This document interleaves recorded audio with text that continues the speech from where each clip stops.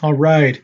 Hello, everybody. This is Glenn Schneider, and I'm going to be providing you with a course overview for the music student portfolios using Google Slides and reflective practices. This is summer 2019, and I hope you're doing really well.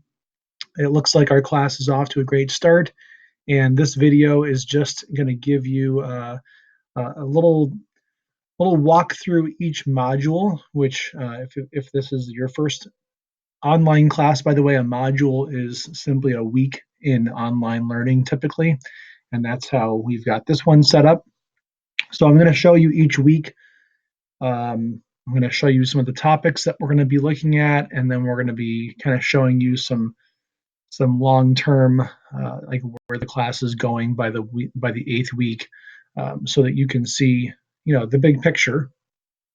And I think that that's helpful because I like to know where a class is going if I'm taking one, specifically online. So each week when you come into the class in Schoology, you'll see another module open like this. Um, right now we are in introduction and setup, and if you log in soon here, like after I'm done with this video, this will be published. You'll see assignment 3, watch overview video and introduce yourself. Okay. And then all the creation of the Google slide and the first assignment should be pretty self-explanatory. If you have any questions about how to turn in an assignment or get started, just email me or Schoolage message me up here in the message icon. That's a great way to get in contact with me this summer. Okay, next week we're moving into talking about your students and basically creating ways to see if they know their path of artistry or musicianship. Do they even know where they're going? And if they do know what kind of a musician they want to be, is there a way to write that down and document that and then track it as they make more progress? And do they know what they're learning? Do they know what they're supposed to be learning? We're going to be talking about that because the portfolio really does come from that. It's what do you want them to learn as a teacher, and do they think they're learning it? And so that's what module 2 will be about, and the assignment will be updating the slideshow accordingly. Week 3 will be talking about, let's check this out, talking about how to make a template for a portfolio. So I never give my students what I want the portfolio to look like. I give them some ideas about how to build it, and then they go from there. You can structure that however you want, but the way that we're going to do it in the class is that you build a template off of this document. This is the template that I send my students,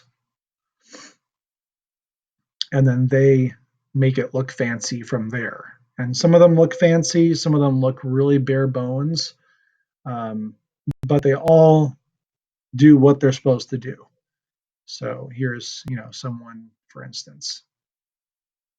This girl actually wound up going to Harvard recently, which is really crazy. She graduated a couple of years ago. But yeah, pictures about her musical journey, her goals, her instrument, favorite quotes, links to certain things. So, and her portfolio is longer than that, but essentially the template builds this out for the student. Okay, so we're going to be basically making a template in this class, and it can be as fancy or not as fancy as you would like. And there's instructions on how to do this. And I've had great results from these templates that I can show you more when we get into that chapter. We're also going to be making making a whole chapter about like how to embed videos and what is the best strategy for that. We're going to be sharing a lot about that this year because There's different ways to do that in Google. We're also going to be preparing a Share Your Artist slideshow. So I have all of my students prepare a slideshow about who they want to become, like who they want to sound like, who they want to sing like. And it's important that they put this in their portfolio so that they have this like inspiring information that they can go back to or potentially add to or potentially change. But so we're going to do one of those. You're going to actually pick your own artist as a teacher. You're going to pick your favorite musician and make an example of that so that you can show your students how to do that. And then we're going to spend a week.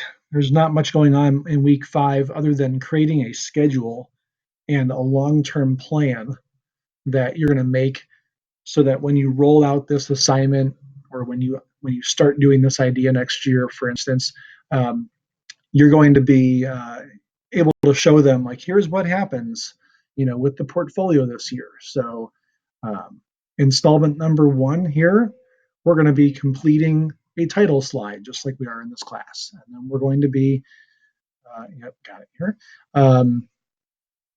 We're going to be adding to this. So you'll have installment number 2 is create a table of contents.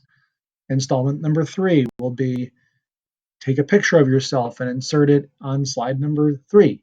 And so you're going to have instructions that are dated that help your students work through the progress of making one of these. Okay, so it's essentially a planning tool, and I have lots of cool examples to show you from past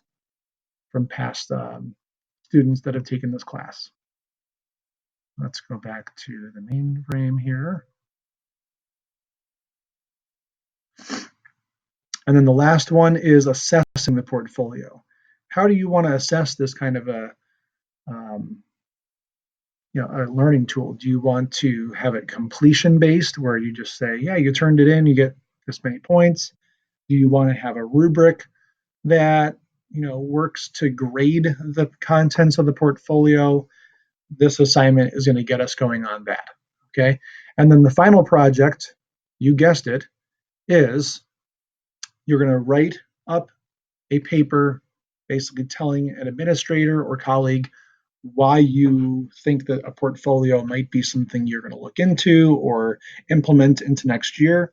And you're going to present your portfolio template and your schedule and your assessment plan. And this will show that you have gone through the course. It'll show that you could implement something like this. It's all hypothetical. And my sort of dream for this class is that you go back to your school and you have a conversation about this and say, is this something we want to look at doing? Is this something we already do? And here are some new ideas. Or the greatest one is, hey, check out what I learned from all these people in this class this summer. I've got all these ideas that look really cool, and we could start doing this in our music department.